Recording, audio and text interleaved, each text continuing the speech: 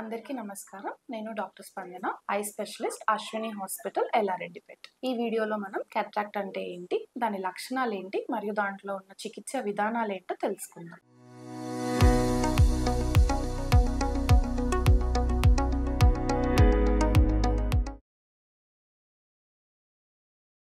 Cataract అంటే కంటి లోపల ఉన్న న్యాచురల్ లెన్స్ మసకబారిపోవడం. దీన్నే మోతిబిందు, శుక్లం అనే పేర్లతో కూడా పిలుస్తారు. దీనివల్ల మనకు కలిగే లక్షణాలు: కంటి చూపు మసకబారడం, రోజువారీ పనులలో ఇబ్బంది కలగడం, అంటే చదవడం, రాయడం, డ్రైవింగ్ చేయడం లాంటి వాటిలో ఇబ్బంది కలుగుతుంటుంది. ఈ సమస్యకు పరిష్కారం కంటి ఆపరేషన్ చేయడం.